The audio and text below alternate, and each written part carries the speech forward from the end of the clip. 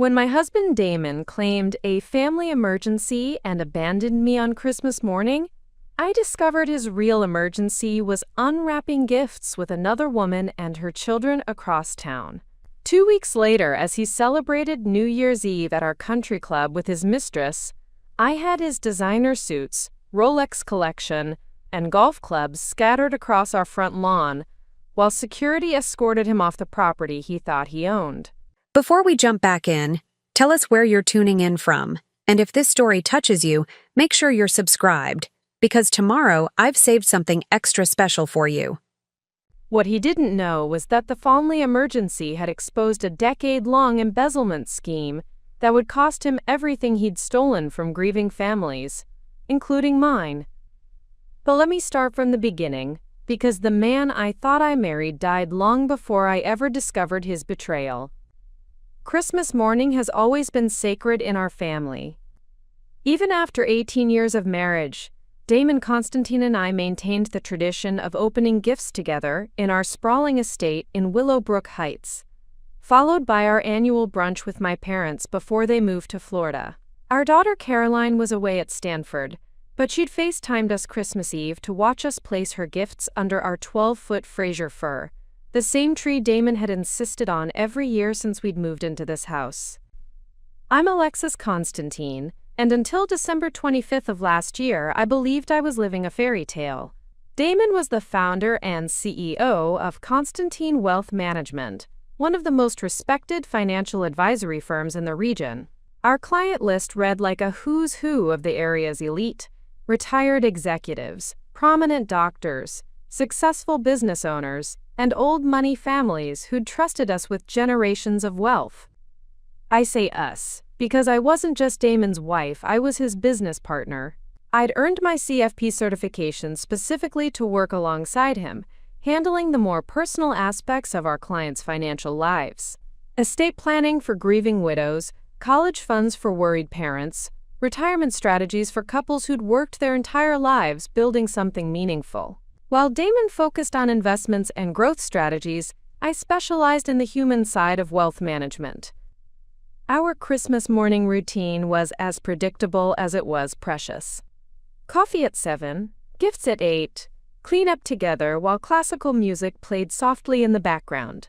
Damon would always save one special gift for last, something thoughtful that showed he'd been paying attention to the small things I'd mentioned throughout the year. This Christmas started exactly as expected.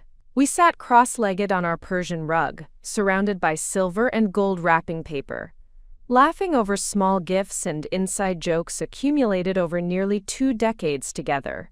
Damon had given me a first-edition copy of Pride and Prejudice, my favorite novel, with an inscription that read, "To my Elizabeth, who makes every day an adventure. Love always, D." I was reaching for what I assumed was my final gift when Damon's phone buzzed against the coffee table. His face immediately transformed as he read the message, shifting from relaxed holiday contentment to sharp, focused concern. "I have to go," he announced, already standing and brushing wrapping paper from his pajamas. "The Meade family has an emergency. Brian Meade's father passed away suddenly last night, and they need immediate estate consultation." The Meade family were among our most prominent clients. Brian's father, William Meade, was a retired pharmaceutical executive whose estate was worth approximately $47 million. If William had indeed passed away, the family would be facing immediate decisions about asset protection, tax implications, and inheritance structures that couldn't wait until after the holidays. On Christmas morning, I asked, though I understood the urgency. Death doesn't respect holidays, and wealthy families often panicked when faced with complex financial decisions during grief. "I know, sweetheart. I'm sorry." Damon was already heading toward our bedroom to dress. "Brian is completely overwhelmed. His mother is hysterical, and they have family flying in from Europe. They need someone to walk them through the immediate steps before the lawyers take over." I followed him upstairs, watching as he selected his most conservative suit, navy blue Armani that conveyed both sympathy and professional competence. This was the Damon I'd fallen in love with, the man who prioritized his clients' needs above his own comfort, who understood that managing wealth meant managing people during their most vulnerable moments. "Should I come with you?" I offered, fastening the platinum cufflinks I'd given him for our anniversary. Mrs. Meade might be more comfortable with another woman present. "Kamaka." "No need," he replied, kissing my forehead in that absent way that had become his default gesture of affection. "This will just be preliminary guidance. I'll be back by noon, and we can still make it to your parents for brunch." Damon gathered his emergency briefcase, the leather portfolio he kept stocked with essential documents for exactly these situations, and headed for the garage. I watched from our bedroom window as his black Mercedes pulled out of our circular driveway, disappearing past the security gates that protected our exclusive neighborhood. For the first hour, I maintained our Christmas morning tradition alone. I made his favorite breakfast, Belgian waffles with fresh strawberries, and kept it warm in case he returned earlier than expected. I arranged our gifts carefully on the mantel, photographing them to send to Caroline later. I even started cleaning up the wrapping paper, folding the reusable ribbons we saved each year for future occasions. By 10 o'clock, I began to feel the familiar hollow sensation that had been creeping into our marriage over the past few months. Damon's work had always been demanding, but lately his emergencies seemed to occur with suspicious frequency during our planned personal time. Romantic dinners interrupted by urgent calls, weekend getaways cut short by client crises, anniversary celebrations postponed for market fluctuations that required immediate attention. I'd rationalized each instance individually. We were successful because Damon was dedicated. Our clients trusted us because we prioritized their needs. Our financial security existed because my husband never turned away from professional responsibility. But sitting alone in our perfectly decorated living room on Christmas morning, surrounded by gifts we'd opened together, and breakfast growing cold on elegant china, I felt something shift inside me. This wasn't dedication anymore. This was pattern. This was choice. At 10:47 a.m., my phone rang.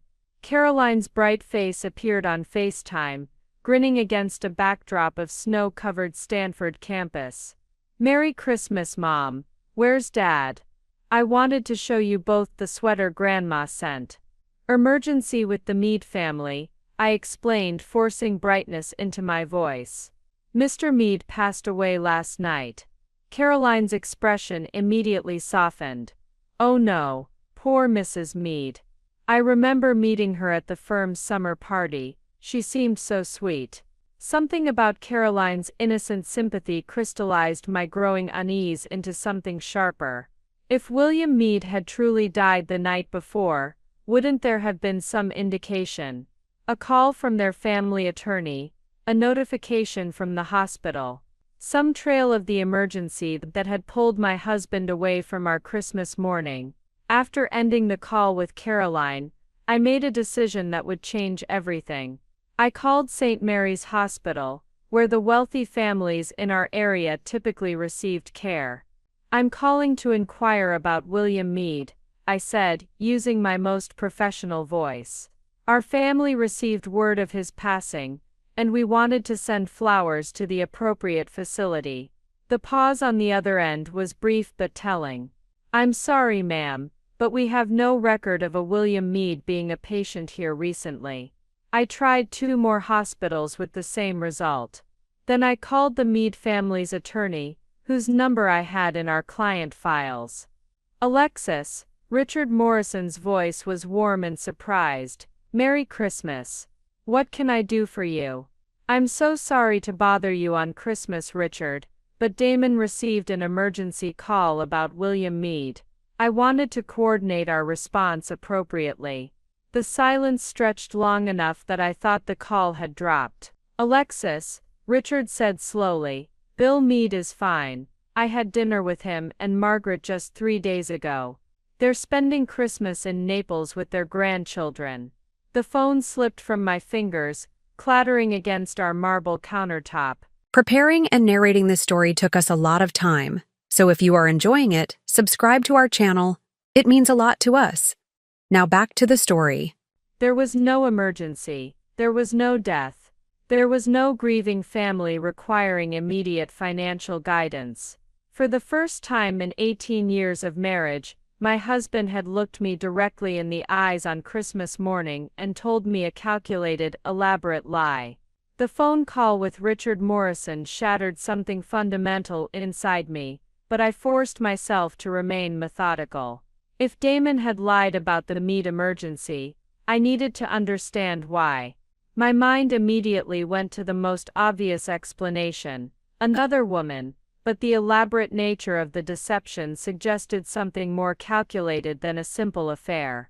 I spent the next hour reconstructing our recent months together, searching for patterns I might have missed. Our relationship had evolved into something comfortable but distant. We shared a bed but rarely touched intimately. We attended social functions as the perfect power couple but barely spoke during car rides home. We discussed business extensively but rarely talked about our personal hopes or concerns anymore. The warning signs had been there, disguised as professional success and mature partnership. Damon had been working increasingly late nights, claiming he was developing investment strategies for high-net-worth clients who required discretion. Weekend golf games with potential investors had become routine.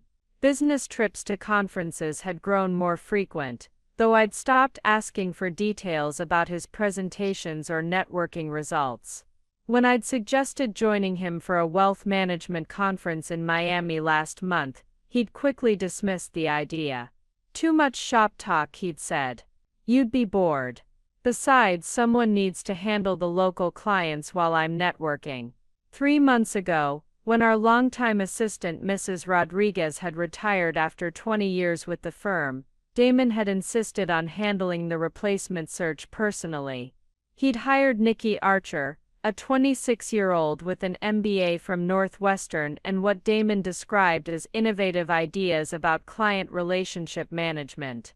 I'd met Nikki exactly once, during a brief introduction at the office. She was striking in that effortless way of young professional women: sleek blonde hair, expensive suit that fit perfectly, confident handshake and direct eye contact. She'd been polite but not warm, addressing me as Mrs. Constantine, with a slight emphasis that made our age difference feel vast. "Your husband speaks about you constantly," she'd said, with a smile that didn't reach her eyes. "He's so proud of the family you've built together." At the time, I'd appreciated what seemed like respect for our marriage. Now that conversation felt loaded with subtext I'd been too trusting to recognize.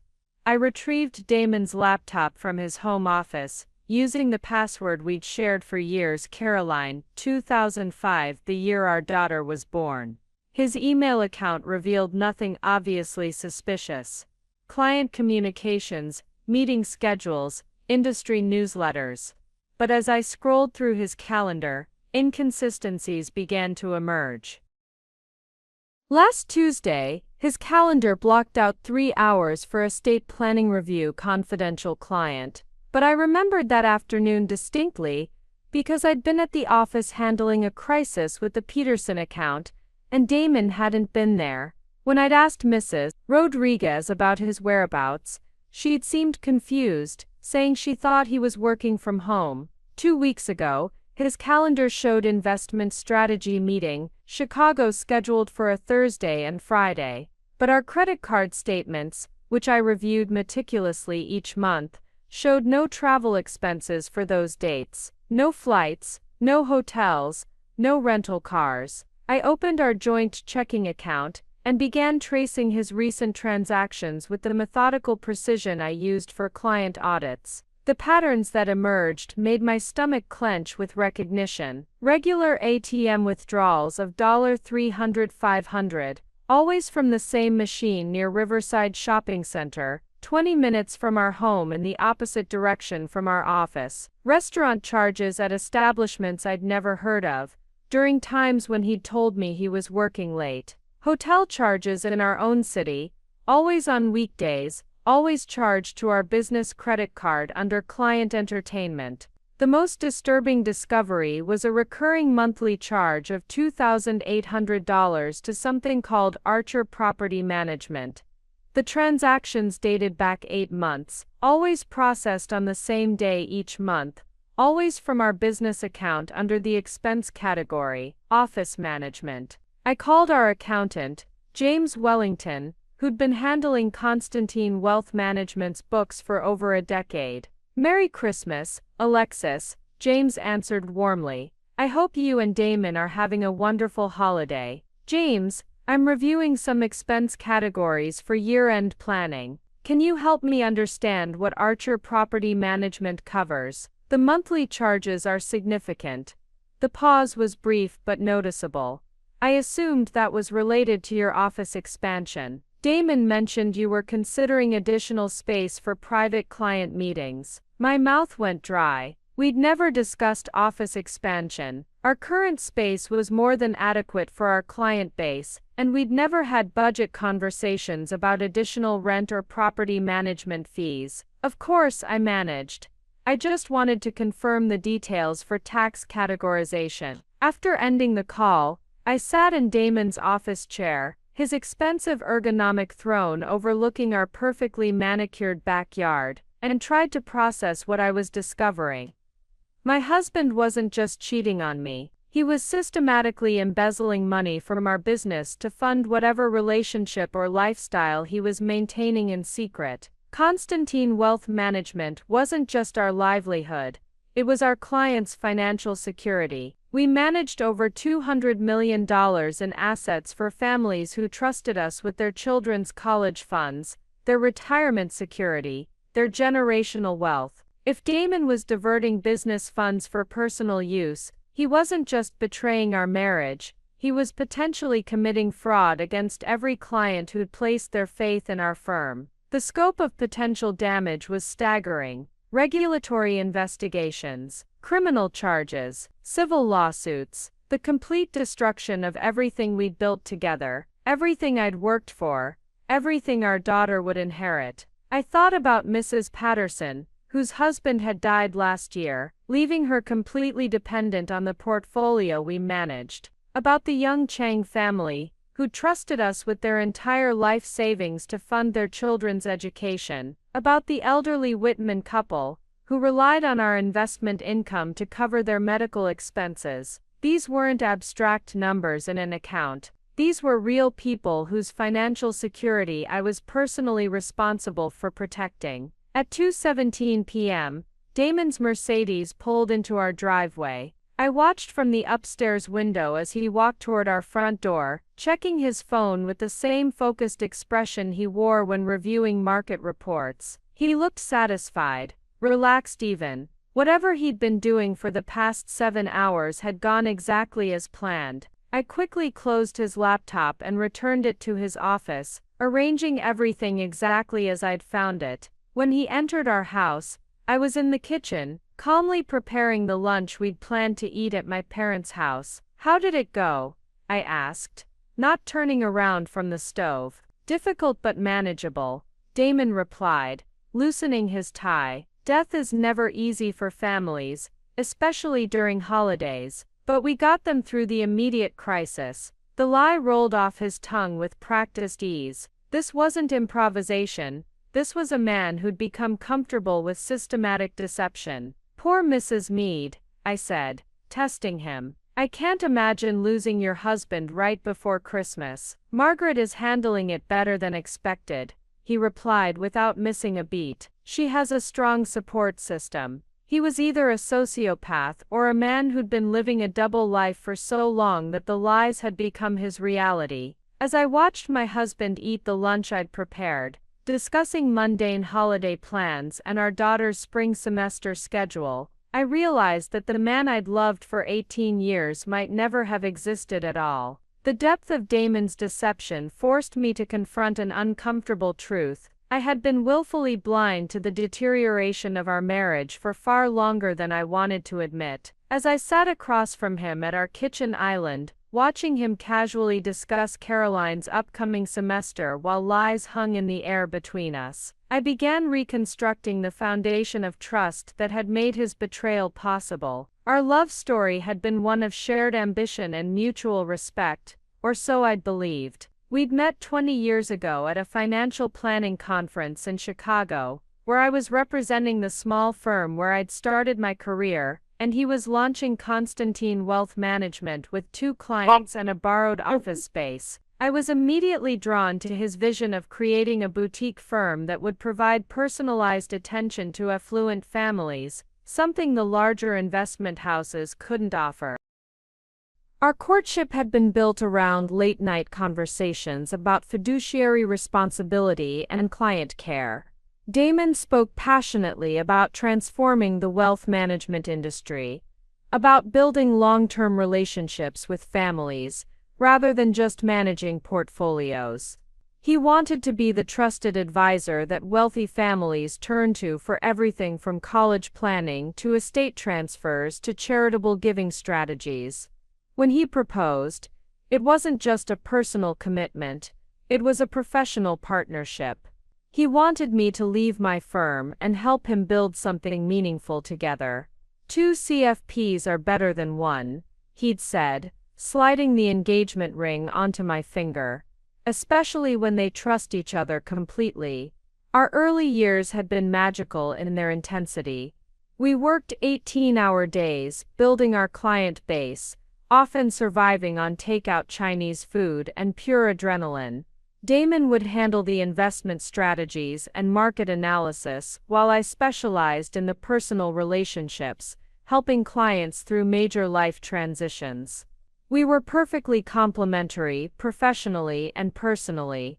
I remembered the night we landed our first major client, the Whitman family, with their $12 million portfolio.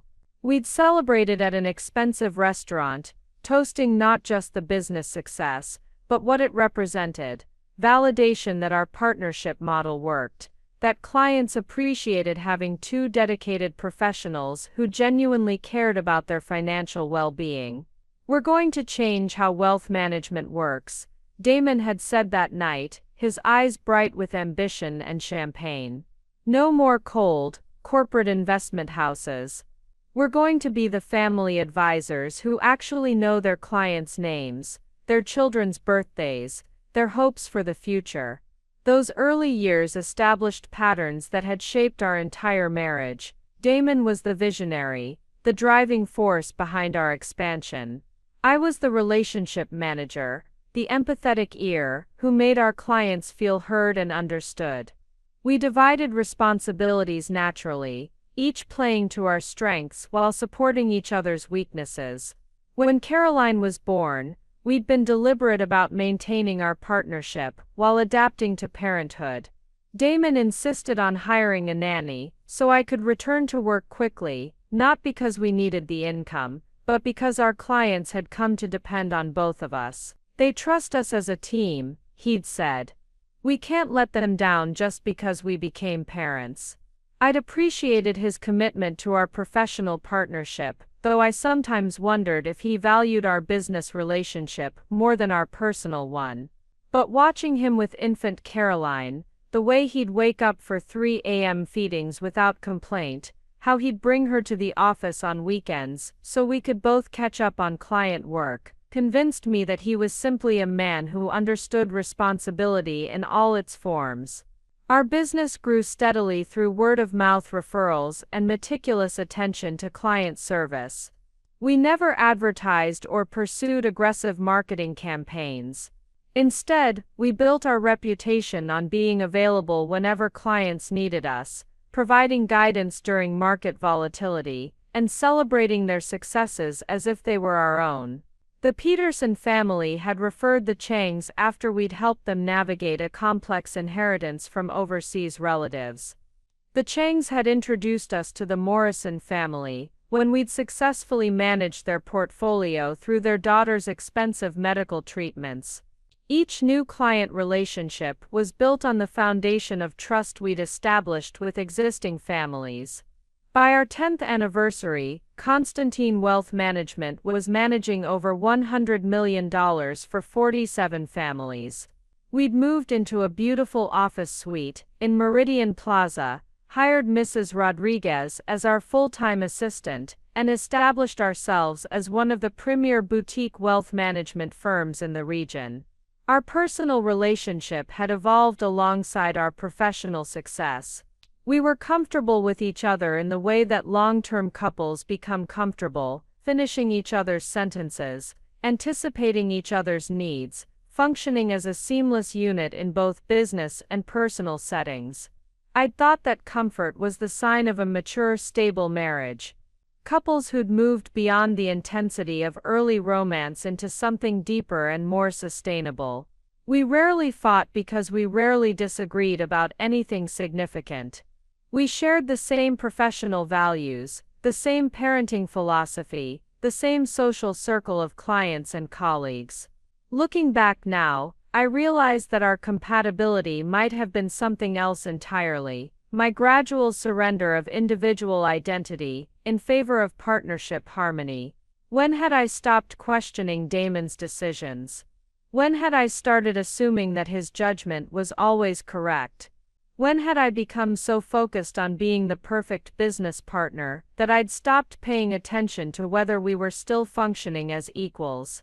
The warning signs had been there for years, disguised as professional success and domestic tranquility. Damon had gradually taken control of our major business decisions, consulting me as a courtesy rather than a true partner. He'd begun handling our personal finances entirely, claiming it was more efficient for one person to manage both business and household accounts. He'd started making social plans without asking my preference, assuming I'd accommodate whatever schedule suited his networking objectives. I'd interpreted each shift as evidence of his leadership and my trust in his judgment. But now, sitting in our kitchen, while he casually maintained his elaborate lie about Christmas morning, I wondered if I'd been systematically marginalized in my own life. The most painful realization was that our clients probably had no idea how our partnership had changed. In public settings, Damon still introduced me as his equal partner and credited me with our firm's success. But behind closed doors, had I become nothing more than an expensive employee in my own business? That night, as Damon slept peacefully beside me, I stared at the ceiling and tried to remember the last time he'd asked for my opinion on something important. The last time he'd seemed genuinely interested in my thoughts about anything beyond client management or household logistics. The last time I'd felt like an individual, rather than an extension of his professional image. I couldn't pinpoint a specific moment when our partnership had transformed into something else. The change had been so gradual, so wrapped in the language of trust and efficiency, that I'd never recognized it as a loss of power until it was completely gone. The day after Christmas brought an unexpected revelation that would transform my suspicions into concrete action. I woke before dawn, unable to sleep, and found myself wandering through our house like a stranger examining someone else's life. Every perfectly arranged room felt like a museum exhibit of a marriage that might never have been real. Damon left early for what he claimed was a follow-up meeting with the Meade family, maintaining his fiction with the same casual confidence he'd displayed the day before. "Grief doesn't pause for the holidays," he said, kissing my forehead in that perfunctory way that had become his default gesture of affection. I should be back by noon. After his departure, I made a decision that would have been unthinkable just 48 hours earlier. I was going to follow him. I'd never been the type of woman who checked her husband's phone or hired private investigators. Throughout our entire marriage, I'd prided myself on the trust we shared, the way we respected each other's privacy and professional autonomy. But sitting in my car outside our neighborhood's security gates at 8:15 a.m., watching Damon's black Mercedes disappear down Elm Street, I realized that trust without verification might have been nothing more than willful ignorance. I followed at a careful distance, using techniques I'd learned from crime documentaries Caroline and I watched together during her high school years. Damon drove with his usual precision, obeying traffic laws and maintaining consistent speed. Nothing about his driving suggested deception or urgency. He looked exactly like a man heading to a legitimate business meeting. But instead of turning toward the affluent Riverside area where the Meade family lived, Damon headed west toward Millbrook Commons, a newer development of upscale townhomes popular with young professionals. My stomach tightened as he turned into the complex, navigating the winding roads with the familiarity of someone who'd made this trip many times before. He parked in the driveway of a corner unit with pristine landscaping and a silver Audi A4 in the garage. Before I could fully process what I was witnessing, the front door opened and Nikki Archer emerged wearing a silk robe and nothing else. Even from my position 50 yards away, hidden behind a maintenance shed, I could see her smile as Damon approached. She wrapped her arms around his neck with the casual intimacy of established lovers, and he lifted her slightly off the ground as they kissed. It wasn't the desperate passion of a new affair, it was the comfortable affection of a couple who'd been together long enough to develop their own rhythms and rituals. They disappeared inside together, and I sat in my car feeling like someone had physically hollowed out my chest cavity. The abstract suspicion of infidelity was completely different from witnessing its reality. Seeing my husband of 18 years embrace another woman in what was clearly their shared private space transformed my marriage from something damaged into something completely fictional. But more than the emotional devastation was a growing sense of calculation. This wasn't a spontaneous affair or a midlife crisis. The town home, the routine nature of their interaction, the elaborate lie about client emergencies, this was a systematically constructed double life that had been developing for months, possibly years. I remained in my car for 47 minutes, documenting everything I could observe. The town home address, the license plate of Nikki's Audi, the fact that she seemed completely at home answering the door in a robe on a Wednesday morning. When Damon finally emerged, he was carrying a small overnight bag and looked relaxed in the way men look after spending intimate time with someone they care about. As I followed him back toward town, my phone rang with a number I didn't recognize. Mrs. Constantine. This is Sarah Chen from Pinnacle Bank. I'm calling about some unusual activity on your business account that requires immediate attention. My hands tightened on the steering wheel. Constantine Wealth Management banked with Meridian Trust, the same institution where we'd maintained our accounts for 15 years. We had no relationship with Pinnacle Bank. I think you may have the wrong number, I said carefully. We don't have accounts with Pinnacle. I'm showing here that you're listed as an authorized signer on the Constantine Holdings LLC account. We've had some concerns about recent transaction patterns that require verification from both account holders. Constantine Holdings LLC. I'd never heard of this entity, but my name was apparently associated with it at a bank I'd never visited. The implications made my vision blur as I pulled into a shopping center parking lot to focus on the conversation. What kind of transaction patterns?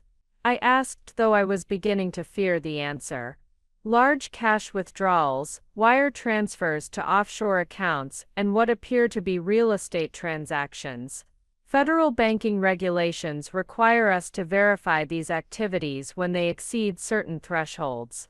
Can you confirm your involvement in the recent transfer of $340,000 to a Cayman Islands account? $340,000 to the Cayman Islands, using an LLC I'd never heard of but was apparently authorized to access. I need to call you back, I managed, ending the conversation before Sarah Chen could ask more questions I couldn't answer. I sat in the parking lot of a Target store, watching normal people go about their post-Christmas shopping while my world disintegrated around me. Damon wasn't just having an affair, he wasn't just embezzling modest amounts to fund a relationship with his assistant. He was operating an entirely separate financial entity, moving hundreds of thousands of dollars to offshore accounts, and somehow my name was attached to transactions I knew nothing about. The scope of what I was discovering terrified me. If federal banking regulations were triggering inquiries, if offshore accounts were involved, if my signature or authorization was being used without my knowledge, then Damon had moved far beyond simple marital infidelity into serious financial crimes. Crimes that could result in federal charges, criminal prosecution, and the complete destruction of everything we'd built together. But even more frightening was the realization that I might already be implicated. If my name was on accounts I didn't know existed, if transactions were being conducted under my authorization, then I could be considered a co-conspirator rather than a victim. The FBI might view me as Damon's partner in whatever scheme he was operating, regardless of my actual knowledge or involvement. I thought about our clients. The families who trusted us with their life savings, their children's college funds, their retirement security. If Damon was stealing from them, using business accounts I had legal access to, every family we served could lose everything. Mrs. Patterson could lose her deceased husband's pension, the Chang family could lose their children's education fund, the Whitmans could lose the medical care they needed to survive. Suddenly, this wasn't just about my marriage or even my personal financial security. This was about preventing a catastrophe that could destroy dozens of families who'd placed their faith in us. People who'd trusted me personally, who'd shared their most intimate financial fears and dreams, who'd believed that Constantine Wealth Management would protect their futures. As I started my car and drove home, I realized that discovering Damon's affair had been just the beginning. What I'd stumbled into was a financial conspiracy that threatened not just my own life, but the lives of every client who'd ever trusted us with their wealth. The woman who'd followed her husband that morning was driven by suspicion and hurt feelings. The woman driving home was carrying the weight of responsibility for protecting innocent families from a man who'd been systematically betraying everyone who loved him. The stakes had just become much higher than adultery. They'd become a matter of justice. When I arrived home, I found Damon in his office, calmly reviewing what appeared to be client portfolios on his computer screen. He looked up with the same warm smile he'd given me for 18 years, as if he hadn't just spent the morning in another woman's bed while conducting illegal financial transactions. "How was your morning?" he asked, closing his laptop with casual precision. "I finished up with the Meads earlier than expected. Margaret is doing much better today." The ease with which he maintained his elaborate fiction was almost more disturbing than the affair itself. This wasn't a man struggling with guilt or trying to cover up a mistake. This was someone who'd become completely comfortable living multiple lives simultaneously. "I'm glad she's feeling better," I replied, forcing my voice to remain steady. It must be such a difficult time for the family. I excused myself to make lunch, needing time to process what I'd witnessed and plan my next steps. While slicing vegetables with mechanical precision, I replayed the morning's discoveries, Damon's obvious familiarity with Nikki's townhome, the call from Pinnacle Bank about Constantine Holdings LLC, the mention of $340,000 in offshore transfers. The scope of potential criminal activity was staggering, but I needed concrete evidence before I could take any action. If I confronted Damon directly, he might simply deny everything and cover his tracks more carefully. If I went to authorities without solid proof, I might be dismissed as a jealous wife making unfounded accusations. That afternoon, while Damon played golf with what he claimed were potential clients, I began my real investigation. I started with Constantine Holdings LLC, the mysterious entity Sarah Chen had mentioned. Using our home computer, I searched through business registration databases and found the company listed as a Delaware corporation established 8 months ago. The registered agent was listed as D.E. Constantine, and the business purpose was described as investment management and financial services. Most disturbingly, the articles of incorporation listed both Damon and me as officers of the corporation, with my signature apparently notarized on documents I'd never seen. My hands shook as I printed the incorporation papers. Someone had forged my signature, or used documents I'd signed for other purposes. Either way, I was listed as a legal officer of a company that was apparently moving hundreds of thousands of dollars through offshore accounts. I called Pinnacle Bank back, this time prepared with better questions. "This is Alexis Constantine, returning Sarah Chen's call about the Constantine Holdings account. I need to understand my exact role in this entity.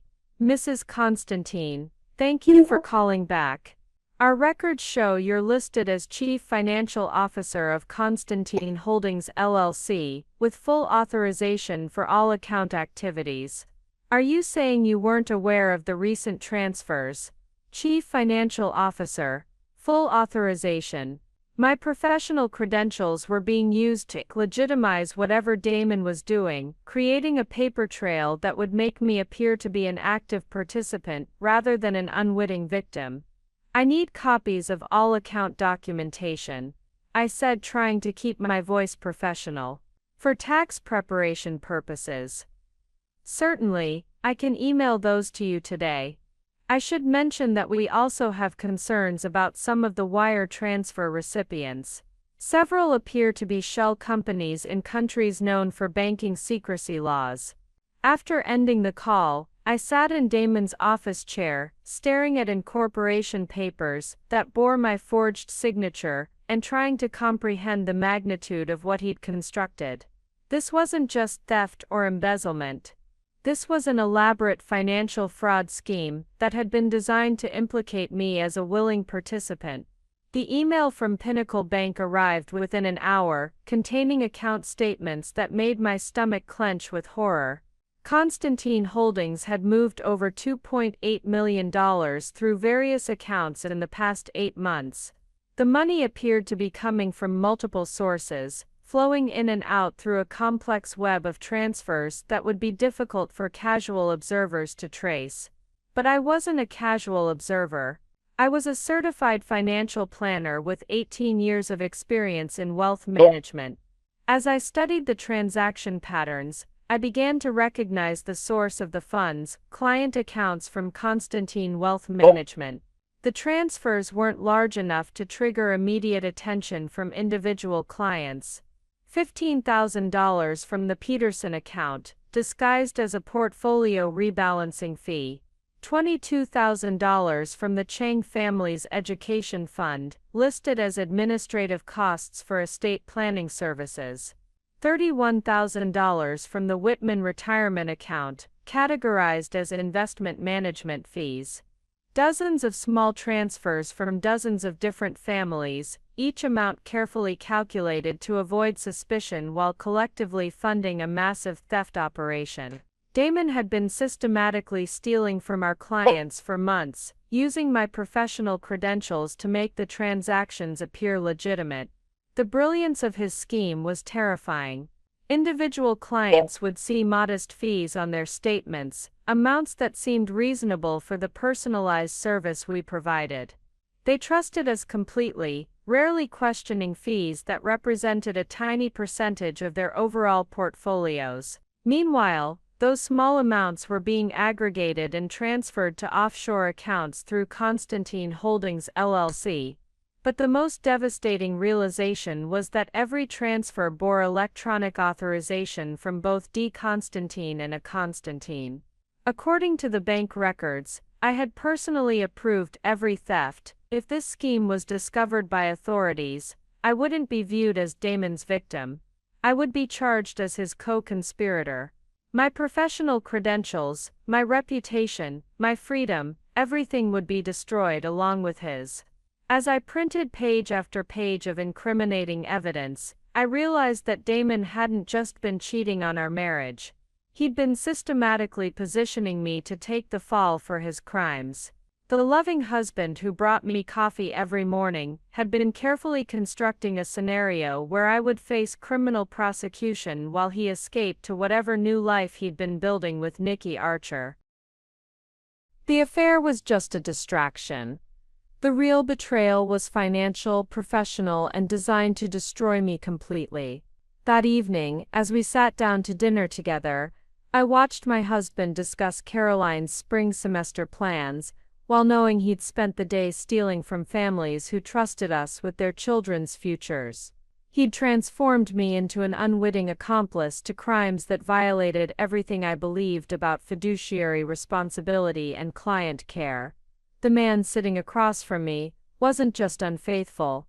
He was a predator who'd been feeding on the trust of vulnerable families while positioning his own wife to face the consequences of his actions. Tomorrow, I would begin building the case that would save our clients and destroy the man I'd once loved. That night, I lay awake replaying 18 years of marriage through the lens of what I now knew, and every cherished memory began to crumble under scrutiny. The man sleeping peacefully beside me had been systematically stealing from grieving widows and retired couples while positioning me as his unwitting accomplice. How long had this version of Damon existed? Had the loving husband I remembered ever been real, or had I been married to a carefully constructed performance? I began with our most recent client interactions, working backwards through months of meetings and conversations. Mrs. Patterson, the widow who'd trusted us with her late husband's pension after his sudden heart attack. I remembered how compassionate Damon had seemed during our consultation, how he'd personally assured her that her financial security was our top priority. "Your husband worked 40 years to provide for you," he'd said, holding her hand while she cried. "We'll make sure that sacrifice means something." According to the bank records I'd studied, Damon had stolen $18,000 from Mrs. Patterson's account 3 weeks after that meeting. The Chang family consultation played differently in my memory now. Young parents, both doctors, who'd saved aggressively to fund their twins' college education. They'd been nervous about market volatility, worried that economic uncertainty might threaten their children's futures. Damon had spent 2 hours explaining our conservative investment philosophy, showing them historical performance data, promising that their children's education would be protected regardless of market conditions. He'd stolen $22,000 from their education fund while they believed their money was safely invested in government bonds. Each memory I examined revealed the same pattern, Damon displaying perfect empathy and professional concern, while systematically betraying the trust of every family who'd placed their faith in us. The warmth I'd interpreted as genuine compassion had been the calculated performance of a predator who understood that emotional manipulation made financial theft easier. But the most devastating realization was how thoroughly he'd manipulated me. Every major decision about our business structure, our client relationships, our professional procedures had been shaped by his agenda.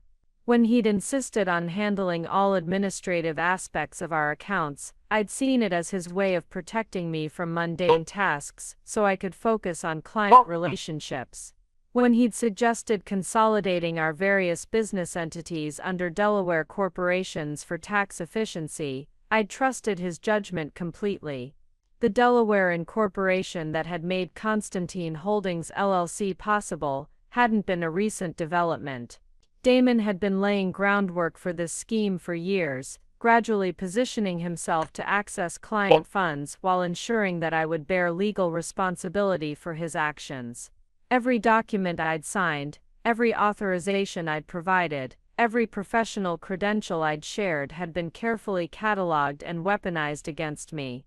I thought about the sophisticated estate planning software he'd purchased last year, claiming it would help us provide better service to wealthy families.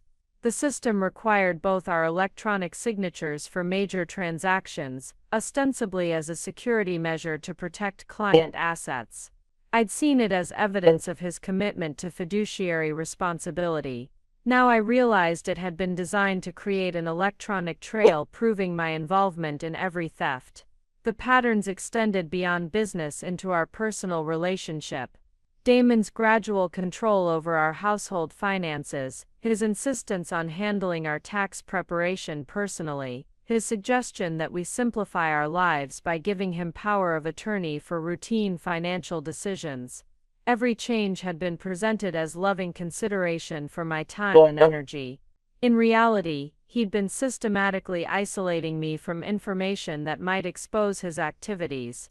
Even our social relationships had been curated to serve his purposes. The clients who'd become close family friends were those with the largest portfolios and the most complex financial needs. The professional colleagues we socialized with were those who could provide referrals or regulatory insights. Our entire social circle consisted of people who either contributed to his scheme or could provide useful information about avoiding detection.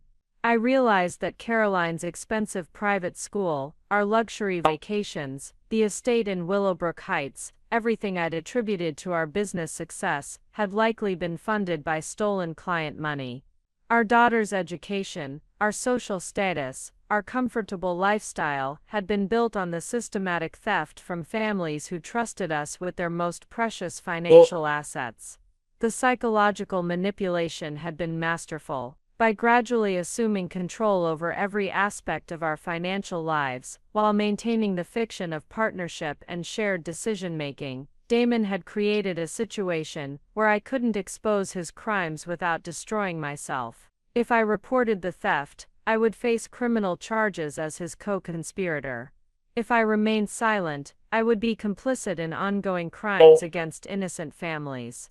But perhaps the most insidious aspect of his manipulation was how he'd used my own professional values against me.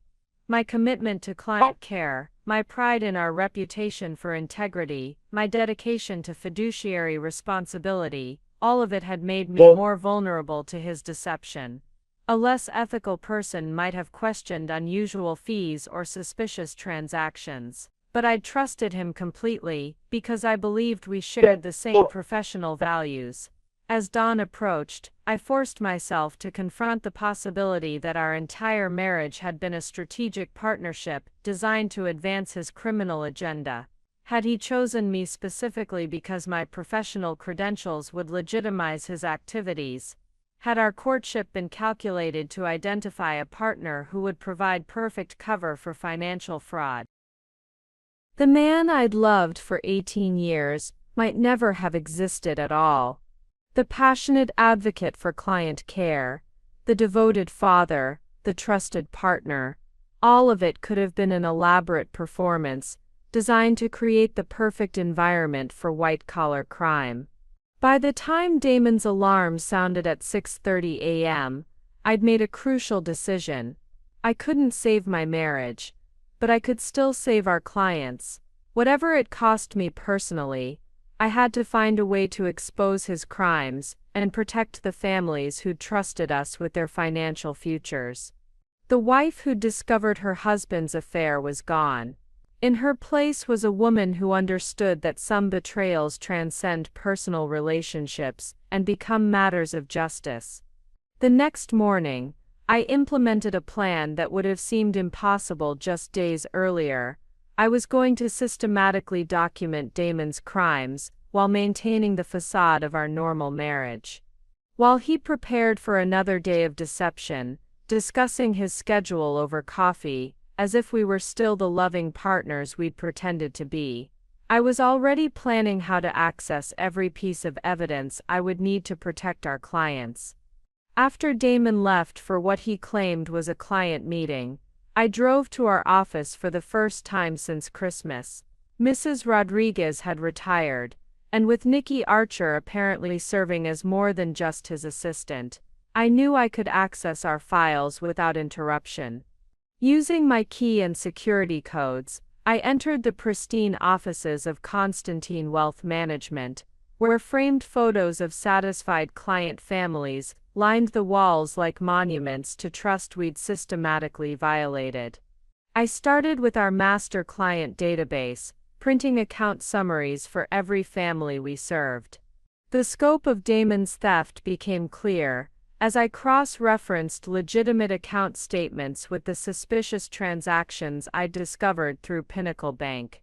He hadn't targeted our largest accounts, which would have triggered immediate attention. Instead, he'd systematically skimmed smaller amounts from dozens of families, creating a theft pattern that would be nearly impossible for individual clients to detect. The Morrison family's account showed a $12,000 rebalancing fee that didn't correspond to any actual portfolio changes. The elderly Hartwell couple had been charged $8,500 for estate planning consultation that never occurred. Young professionals, retirees, inherited wealth, college funds, no client demographic had been spared from his systematic theft. But as I dug deeper into our financial records, I discovered something that made my blood freeze. Damon hadn't been working alone. Hidden in our computer system, accessible only through administrative passwords I'd never used, was a secondary accounting system that tracked what appeared to be a much larger operation. The Constantine Holdings LLC I discovered was just one of 7 different entities, each incorporated in different states, each designed to obscure the movement of stolen funds through an increasingly complex web of financial transactions. The other entities had names like Meridian Investment Services, Riverside Capital Management, and Atlantic Wealth Solutions, all legitimate-sounding businesses that existed solely to launder money stolen from our clients. Each entity had different registration information, different bank accounts, and different authorized signers, but the transaction patterns revealed a coordinated operation, designed to move millions of dollars without triggering federal reporting requirements. Most disturbing was the discovery that I wasn't the only person whose identity had been compromised. The incorporation papers for these entities listed several names I recognized: former employees, professional colleagues, even some of our clients themselves. Damon had been systematically using other people's identities to create the infrastructure for his criminal enterprise. I found incorporation papers for Meridian Investment Services that listed James Wellington, our accountant, as Chief Financial Officer. But when I called James's office, his assistant confirmed he was recovering from surgery and hadn't been involved in any new business formations. Someone had stolen his identity to create legal authorization for financial transactions he knew nothing about.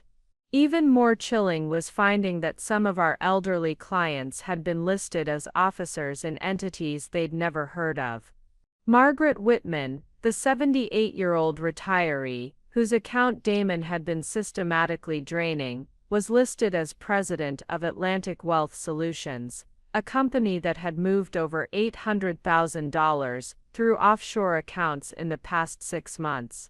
The sophisticated nature of this identity theft operation suggested that Damon had access to resources and expertise far beyond what I'd imagined. This wasn't a simple case of a husband embezzling money to fund an affair. This was a complex criminal enterprise that involved document forgery, identity theft, and what appeared to be money laundering on a massive scale.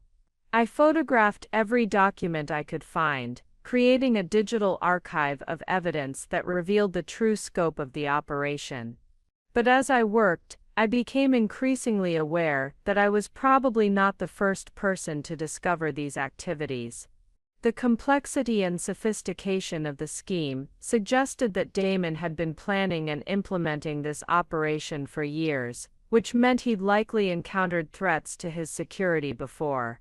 That realization led me to search for information about our former assistant, Mrs. Rodriguez, whose sudden retirement had seemed unusual at the time. According to her personnel file, she'd given only 2 weeks' notice after 20 years of dedicated service, citing personal health concerns that required immediate attention. But when I called the phone number we had on file, I discovered it had been disconnected. Using online search tools, I found an obituary for Maria Rodriguez, dated just 3 months after her retirement. The notice was brief, mentioning her sudden death from a heart attack, and survivors who lived in Puerto Rico. No local funeral service had been held, and no one from our office had been notified of her passing. The timing was too convenient to be coincidental.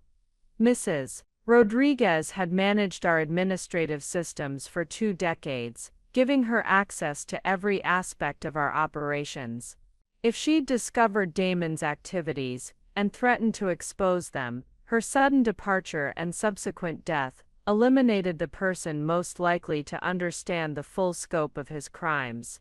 I sat in our conference room, surrounded by evidence of systematic theft and potential murder, realizing that I was investigating a man who might be willing to kill to protect his operation. The husband who brought me coffee every morning, who'd raised our daughter, who still kissed me goodbye each day, might be a murderer who'd eliminated the one person who could have exposed his crimes years earlier. The stakes of my investigation had just escalated beyond financial fraud. If Damon was willing to kill to protect his operation, then my discovery of his activities put my own life in immediate danger. Every day I continued living in our house, sharing meals with him, pretending our marriage was intact, was another opportunity for him to realize I knew the truth and eliminate me the same way he might have eliminated Mrs. Rodriguez. But I also realized that I might be the only person positioned to gather the evidence needed to bring down his entire operation and protect future victims. The weight of that responsibility was terrifying, but the alternative, allowing him to continue stealing from innocent families, while potentially murdering anyone who threatened his security, was unacceptable. That afternoon, I made the most important decision of my life. I was going to bring down Damon Constantine, regardless of what it cost me personally. The discovery that Mrs. Rodriguez might have been murdered transformed my investigation from a personal betrayal into something far more dangerous. I needed help, but approaching law enforcement without concrete proof could alert Damon to my activities and put me in the same position Mrs. Rodriguez might have faced. Instead, I decided to reach out to someone who would understand the financial complexities I'd uncovered and might have resources I lacked. I called Patricia Wells, a former colleague from my first job who'd left wealth management to work for the Securities and Exchange Commission's Enforcement Division. Patricia and I had maintained a friendship over the years, occasionally meeting for lunch to discuss industry developments and regulatory changes. If anyone could help me understand the legal implications of what I'd discovered, it would be someone who investigated financial crimes professionally. Alexis, what a surprise. Patricia's voice was warm when she answered. I was just thinking about you. How are things at Constantine Wealth Management? Actually, that's why I'm calling, I said carefully. I've stumbled across some irregularities in our accounts that I think might interest the SEC. Could we meet for coffee, somewhere private? The pause that followed was telling. Irregularities at your firm. That's concerning, given your reputation. Can you give me a general sense of what you're seeing? Identity theft, unauthorized entity formation, and what appears to be systematic client fund diversion through shell companies. Potentially millions of dollars over multiple years. Jesus, Alexis. That's not irregularities, that's major financial fraud. Where are you right now? We arranged to meet that afternoon at a coffee shop in a shopping center halfway between our locations. When I arrived, Patricia was already seated in a corner booth, her expression grim. She'd brought a leather portfolio, and looked every inch the federal investigator she'd become. Before we start, she said as I sat down, I need to understand your role in what you're describing. Are you a whistleblower reporting suspicious activities, or are you potentially implicated in these transactions? Both, I admitted. My professional credentials and signature have been used to authorize transactions I never approved. According to the documentation, I'm listed as an officer in shell companies I never heard of until this week. Patricia opened her portfolio and removed a legal pad. Start from the beginning. Tell me everything. Over the next 2 hours, I walked Patricia through every discovery I'd made: the Christmas morning deception, following Damon to Nikki's townhome, the call from Pinnacle Bank, the multiple shell companies, the systematic theft from client accounts, and my growing suspicion about Mrs. Rodriguez's convenient death. Patricia took detailed notes, asking specific questions about transaction amounts, timing patterns, and the sophistication of the identity theft operation. Her expression grew increasingly serious as I described the scope of what I'd uncovered. "Alexis, what you're describing isn't just embezzlement," she said finally. "This is a complex money laundering operation that probably violates multiple federal statutes. The identity theft alone could result in decades of prison time. If your suspicions about Mrs. Rodriguez are correct, we might be looking at murder charges as well. What should I do? If I report this officially, will I be charged as a co-conspirator? That depends on what evidence exists about your actual knowledge and involvement. The fact that you're coming forward voluntarily works in your favor, but prosecutors will want to see concrete proof that you were an unwitting victim rather than a willing participant." Patricia explained that the SEC worked closely with other federal agencies on complex financial crimes, particularly when they involved money laundering and identity theft. She could connect me with FBI agents who specialized in white-collar crime, but first we needed to gather more evidence that would clearly establish my innocence while building an irrefutable case against Damon. "I need you to document everything," she continued. "Every conversation, every transaction, every piece of evidence you can safely access.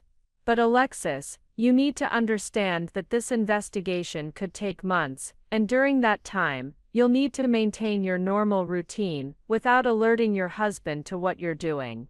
The thought of continuing to live with Damon, sharing meals and conversations while knowing he might be a murderer, was terrifying. But Patricia explained that premature action could compromise the investigation and potentially put me in physical danger. "If he's willing to kill to protect this operation, then your safety depends on him believing you're still the trusting wife who doesn't question his activities," she said. "Can you handle that psychologically?" Before I could answer, Patricia's phone buzzed with a text message. She glanced at it, and her expression shifted to something between surprise and concern. "This is interesting," she said slowly. "I just received a message from Agent David Chen at the FBI's Financial Crimes Task Force. He's been investigating unusual activity at several banks that serve wealthy clients in this region. He wants to meet with me tomorrow about potential coordination between our investigations. Is that a coincidence? In this business, there are very few coincidences. If Agent Chen is already investigating financial irregularities in your area, it's possible that Constantine Wealth Management has already attracted federal attention. That could work in your favor, but it also means time might be running out." Patricia explained that federal investigations often involved multiple agencies working parallel cases that eventually connected. If the FBI was already tracking suspicious financial activities in our region, they might have identified some of the shell companies Damon had created or noticed the unusual transaction patterns I'd discovered. "Tomorrow, I'll meet with Agent Shen and share what you've told me, without identifying you specifically," she said. "But Alexis, you need to be prepared for the possibility that federal agents might approach you directly very soon. If they do, don't lie or try to cover anything up. Cooperation is your best protection at this point." As we prepared to leave, Patricia handed me a business card with handwritten numbers on the back. "That's my personal cell phone and a secure email address. If you feel threatened in any way, or if your husband starts acting suspiciously, contact me immediately. Don't try to handle this alone." Driving home, I realized that my investigation had moved beyond personal discovery into active cooperation with federal law enforcement. Within 24 hours, I might be working directly with FBI agents to build a case against my own husband. The woman who'd followed her cheating husband out of wounded pride was gone. In her place was a federal informant whose testimony could send the father of her child to prison for decades. But as I pulled into our driveway and saw Damon's Mercedes already parked there, I also realized that my greatest challenge wasn't gathering evidence or working with investigators. It was maintaining the performance of our normal marriage while knowing that the man I'd shared a bed with for 18 years might be a killer who wouldn't hesitate to eliminate me if he discovered what I knew. That evening, Agent David Chen called Patricia while I was having dinner with Damon, discussing Caroline's spring semester plans, as if we were still the loving couple we'd pretended to be for months. Patricia texted me later with a message that made my hand shake. Agent Chen has been tracking your husband's activities for 8 months. He wants to meet with you tomorrow. This is much bigger than we thought. The next morning, after Damon left for another fabricated client meeting, I drove to a discreet government building downtown where Patricia introduced me to Agent Chen and his partner, Agent Sarah Morrison. The sterile conference room felt like a different world from the elegant offices where I'd spent 18 years building what I'd thought was a legitimate business. Mrs. Constantine, Agent Chen began, opening a thick file folder. We've been investigating a network of financial crimes that we believe your husband is central to organizing.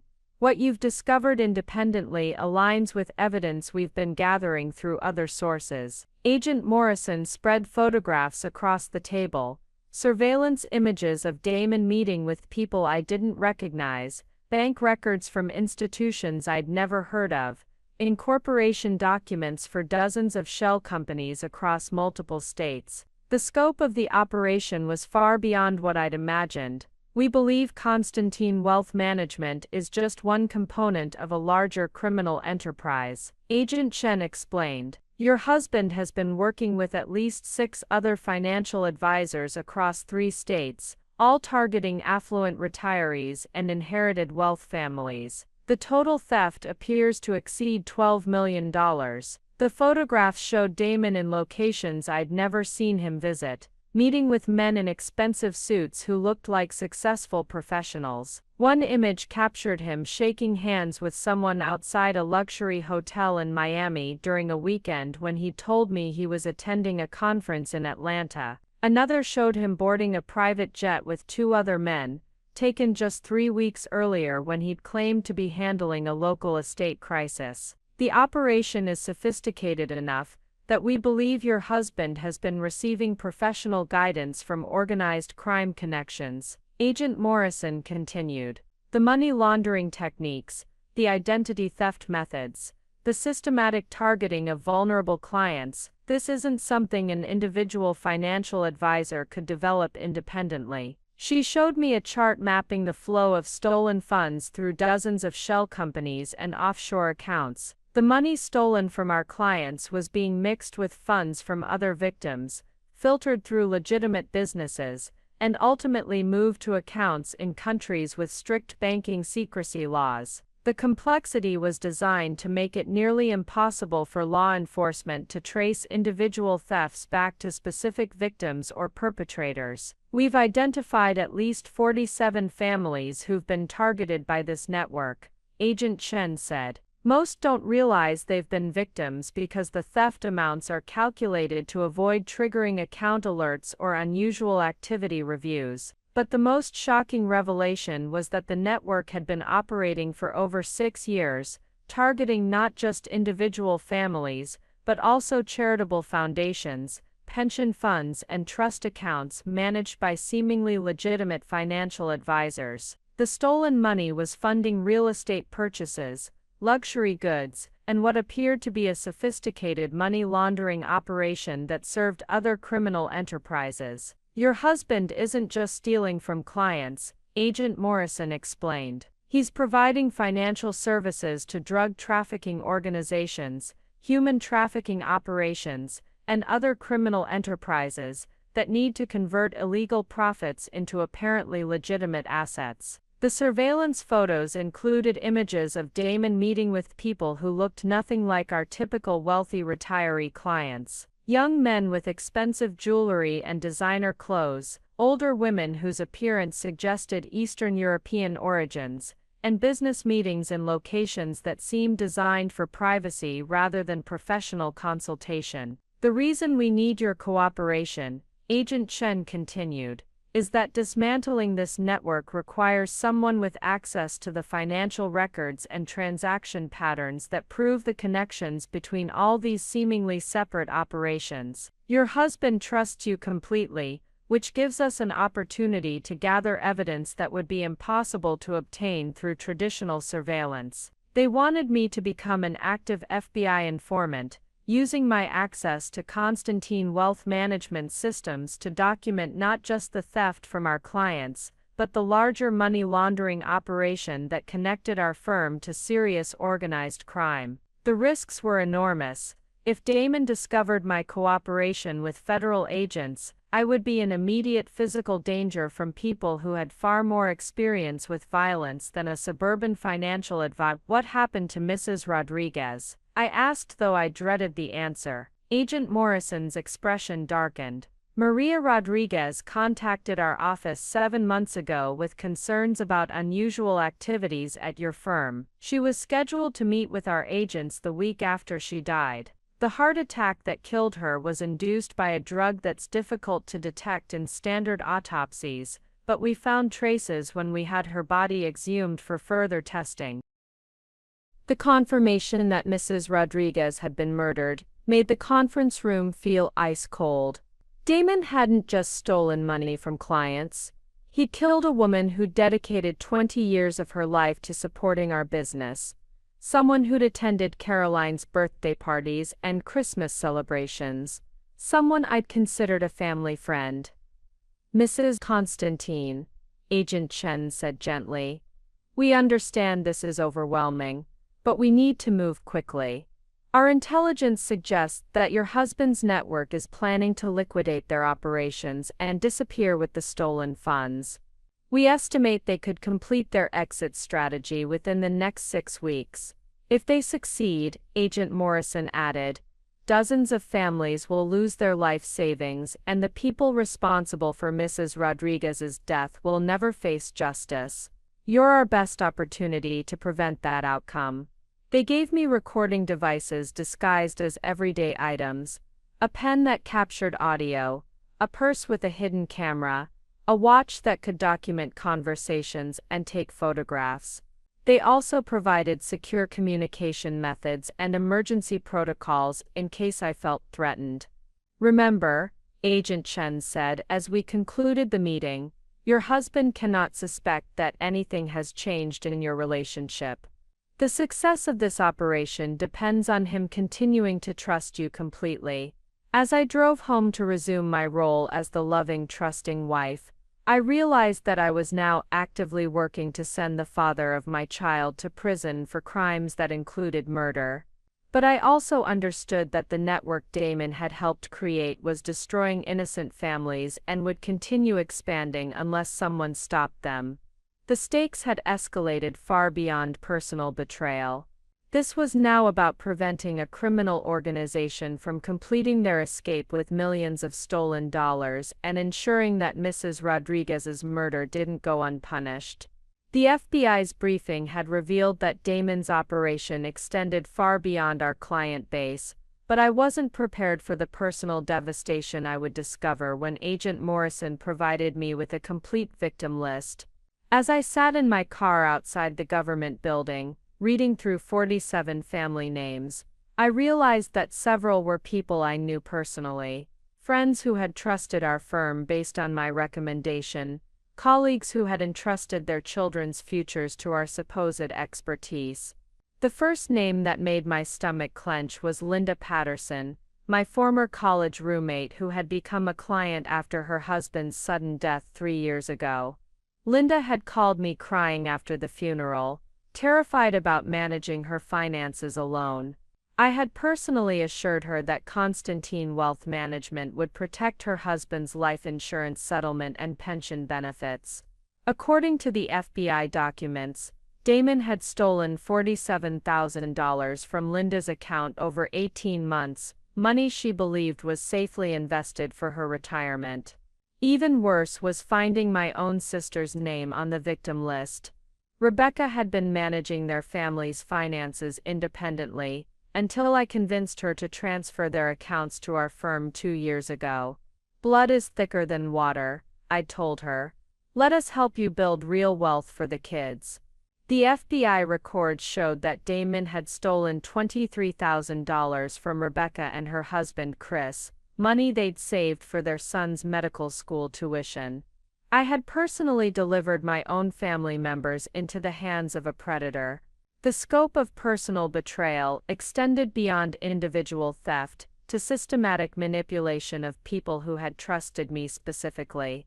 Agent Morrison's notes indicated that Damon had deliberately targeted my personal relationships, using my reputation and connections to access victims who would be less likely to question unusual fees or transaction patterns. Mrs. Helen Whitman, the elderly widow who had attended Caroline's high school graduation, had lost $89,000 over 2 years. The money represented her late husband's entire pension, funds she needed for medical care, and assisted living expenses. When I'd visited her last Christmas, bringing cookies and holiday gifts, she'd thanked me repeatedly for the wonderful returns our firm was generating.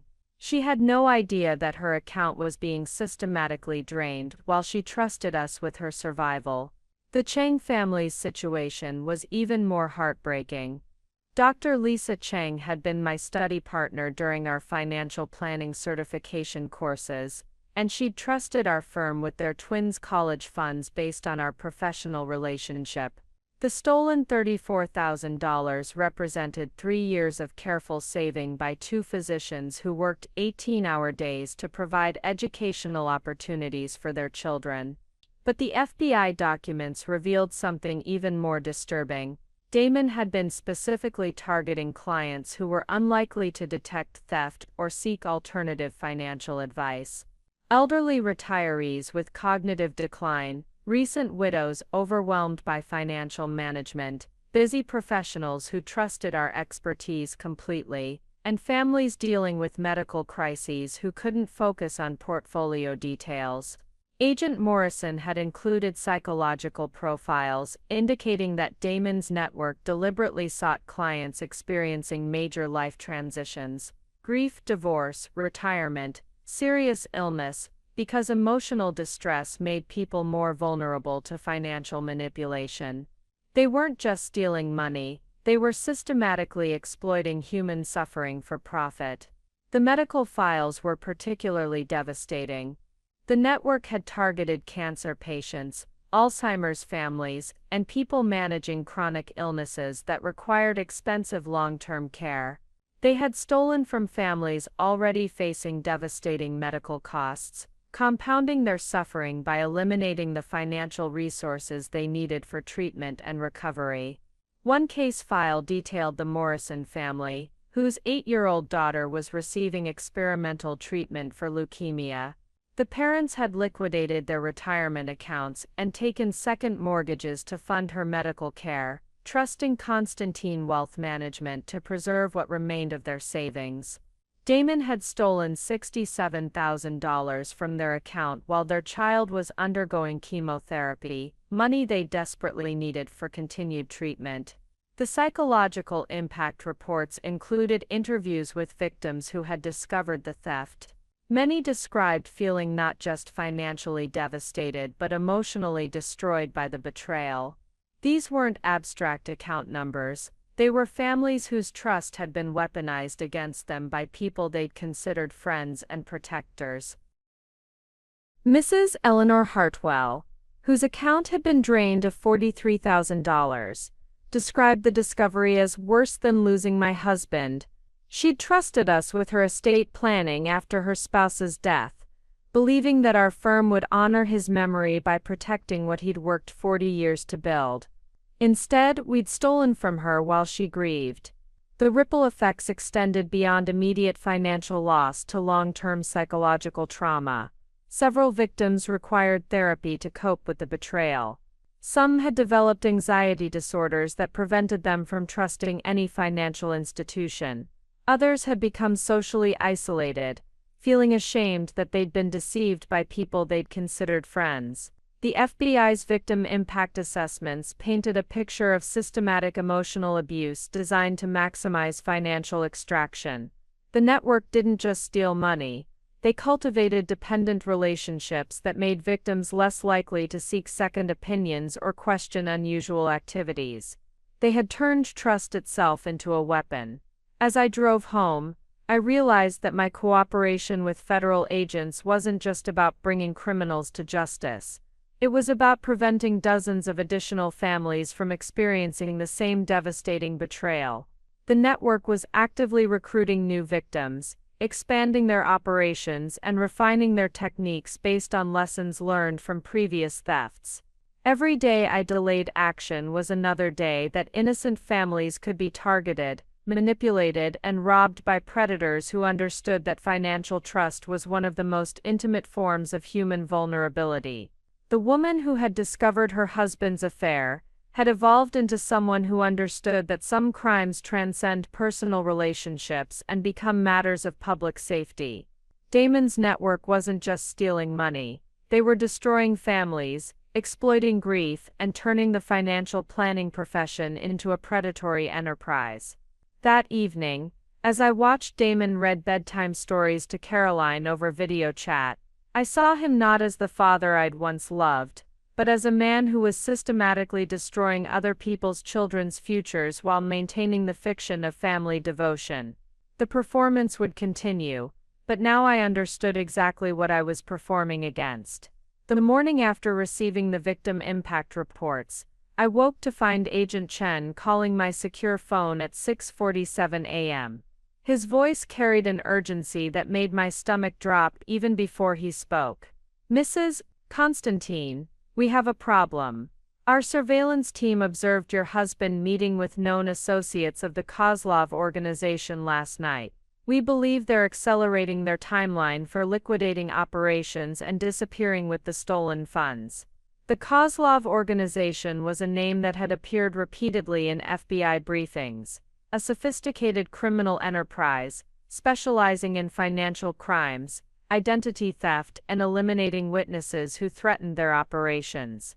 If Damon was working directly with them, the danger to me had escalated beyond anything I'd imagined. "How much time do we have?" I asked, already moving toward the window to check if Damon's car was still in our driveway.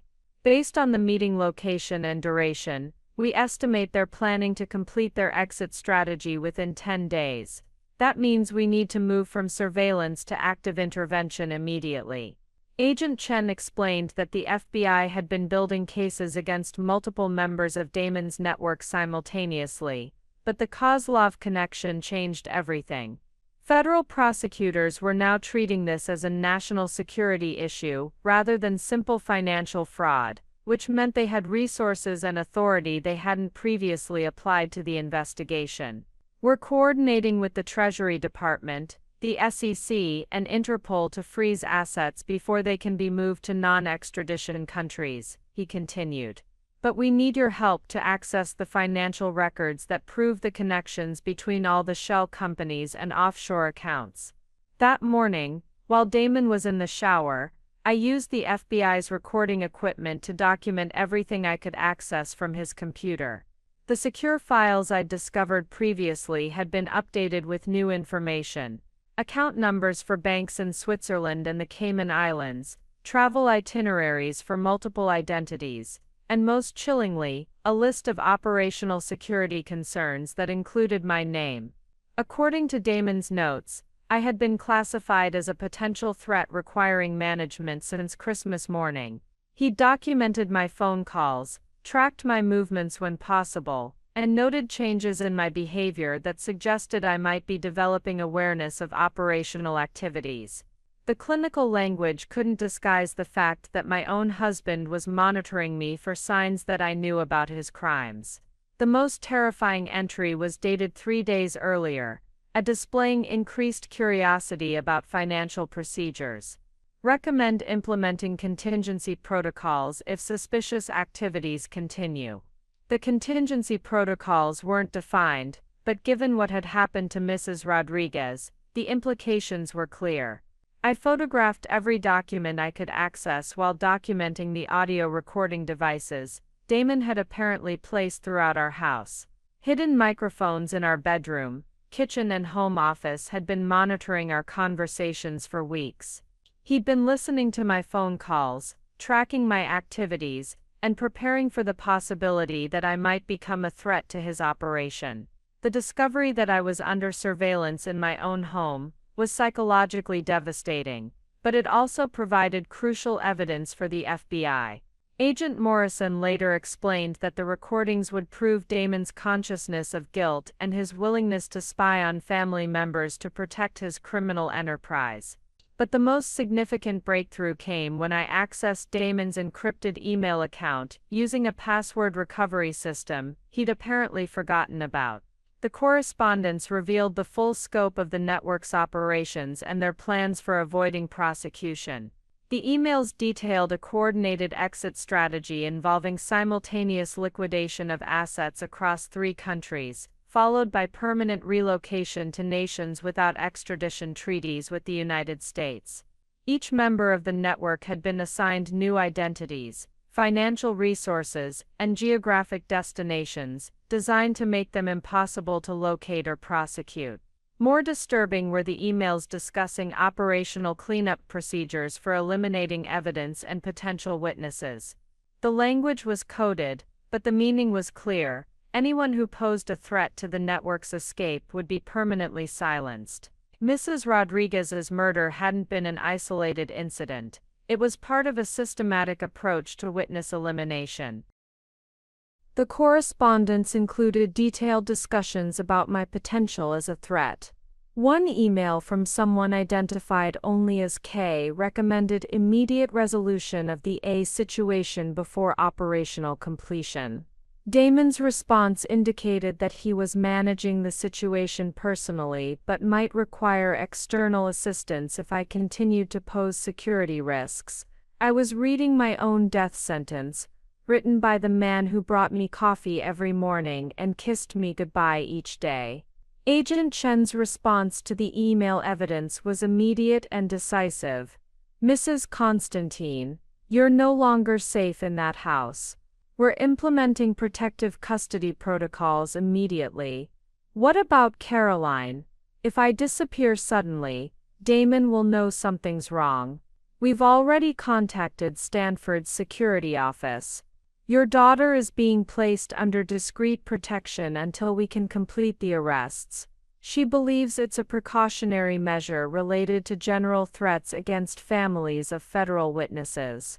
The FBI's plan involved simultaneous arrests of all network members across multiple states, coordinated with international law enforcement to freeze offshore assets before they could be moved. But the operation required perfect timing. If any member of the network suspected federal intervention, they could trigger emergency protocols that would eliminate evidence and potentially harm witnesses. The arrests will happen New Year's Eve, Agent Chen explained. Your husband's network has planned a celebration dinner at the Grandview Hotel to commemorate their successful operations. They'll all be in one location, confident that they've avoided detection. That's when we'll move. As I prepared to leave our house for what might be the last time, I realized that the next 6 days would determine whether dozens of families receive justice for their stolen savings, whether Mrs. Rodriguez's murder would be avenged, and whether I would survive long enough to see my husband face the consequences of his crimes. The comfortable suburban home where I'd lived for 18 years had become a crime scene, and the man I'd shared it with had become someone actively planning my death. The woman who'd discovered her husband's affair had evolved into a federal witness whose testimony would either bring down a criminal network or result in her own elimination. New Year's Eve couldn't come soon enough. Moving into FBI protective custody while maintaining the appearance of normal life required a level of deception I'd never imagined myself capable of. Agent Morrison had arranged for me to stay at a secure apartment 20 minutes from our house, but I needed to return home each morning and evening to avoid alerting Damon to any changes in our routine. The FBI's surveillance team had confirmed that Damon was monitoring my activities through phone tracking, hidden cameras, and even GPS devices placed in my car. Every movement I made was being recorded and analyzed by the man who'd shared my bed for 18 years, looking for signs that I'd discovered his criminal enterprise. The key to maintaining operational security, Agent Chen explained during our morning briefing, is to behave exactly as you have for the past month. Same coffee shops, same grocery stores, same daily patterns. Your husband is looking for deviations that might indicate you're aware of his activities. The psychological strain of performing normalcy while knowing I was under constant surveillance was exhausting. Every conversation with Damon had to sound natural while I gathered evidence that could send him to prison for life. Every kiss goodnight was given to a man who was actively planning my death. Every casual question about his schedule was actually intelligence gathering for federal agents preparing to arrest him. But the FBI's strategy extended beyond simply maintaining my cover. They needed me to actively manipulate Damon into revealing additional information about the network's structure, timeline, and escape plans.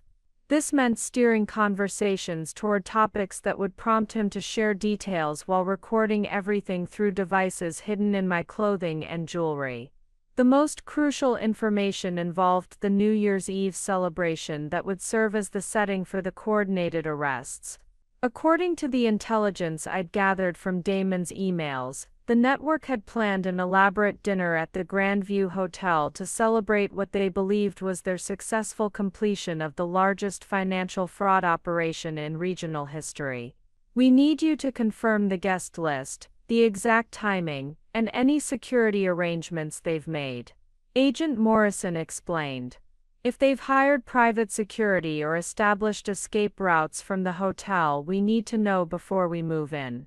That evening, I carefully broached the subject with Damon while we shared dinner in our kitchen, the same space where we'd discussed Caroline's Christmas plans just weeks earlier. The recording device hidden in my earrings captured every word as I performed the role of the supportive wife interested in his professional success. "You've seemed excited about something lately," I said, refilling his wine glass. "Is there good news from the firm I should know about?"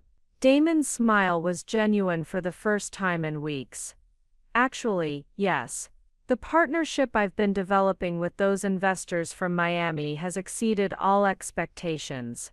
We're having a celebration dinner on New Year's Eve to mark the completion of our first major collaboration." "That sounds wonderful. Will I be invited, or is this one of those boring business dinners where wives aren't welcome?" The pause before his response told me everything I needed to know. "Unfortunately, it's a men-only event. Investors from that level of wealth prefer to keep their business relationships discreet. But we'll celebrate privately afterward." The lie was delivered with the same casual confidence he'd been using for months, but I could see the calculation behind his eyes. There would be no afterward because he was planning to disappear that night, leaving me to face whatever consequences his associates deemed appropriate for a potential witness. Over the following days, I gathered additional intelligence by expressing interest in his travel plans, asking about his schedule for the following week, and even suggesting we plan a romantic getaway for January. Each conversation revealed more details about the network's timeline and confirmed that New Year's Eve would mark the end of their operation in this region. The most chilling discovery came when I overheard a phone conversation between Damon and someone he called Mikhail. Speaking in the home office I'd once shared with him, unaware that I was listening through the FBI's surveillance equipment, Damon discussed finalizing domestic arrangements before their departure. The A situation requires immediate attention, he said. She's becoming increasingly curious about operational details. I recommend we handle it during the celebration before any complications develop. Mikhail's response was audible through the recording equipment, clean resolution only. No traces, no investigations. Make it look like domestic accident during your absence. They were planning to murder me on New Year's Eve, while Damon established an alibi at the celebration dinner. The domestic accident would occur while he was surrounded by witnesses at the hotel, giving him perfect coverage for my death. The FBI's response to this intelligence was swift and decisive. Mrs. Constantine, we're moving the timeline up, Agent Shen informed me. You won't be returning to that house. We'll stage your death in a way that satisfies their surveillance while keeping you safe until the arrests. The plan involved using special effects techniques borrowed from Hollywood to create evidence of a fatal car accident on December 30th. Damon would believe I died in a crash while driving to visit my sister, removing me as a potential threat while maintaining his confidence that the network's security hadn't been compromised. On New Year's Eve, when your husband and his associates arrive at the hotel for their celebration dinner, they'll believe you're dead and their operation is secure. Agent Morrison explained. That's when we'll arrest all of them simultaneously. The staged accident would take place on a remote stretch of highway where the FBI could control all variables. My car would be destroyed in a way that suggested fatal injuries while I was safely hidden at a different location. Damon would receive notification of my death from local authorities, confirming that his security concerns had been eliminated. What happens after the arrests? I asked, though I wasn't sure I wanted to know the answer. That depends on how cooperative your husband becomes when he realizes the scope of evidence we've gathered. Agent Shen replied. If he provides information about the broader network and additional victims, he might avoid the death penalty for Mrs. Rodriguez's murder. If he refuses to cooperate, he'll likely spend the rest of his life in federal prison. As I prepared to disappear from my own life, I realized that the woman who discovered her husband's affair on Christmas morning was about to watch him face justice on New Year's Eve. The timing felt appropriate, endings and beginnings, consequences and new opportunities. The performance was almost over. Soon Damon would learn that the trusting wife he'd manipulated and monitored had been gathering the evidence that would destroy everything he'd built through 18 years of systematic deception. The countdown to New Year's Eve had begun, and with it the final chapter of the longest con game of my life.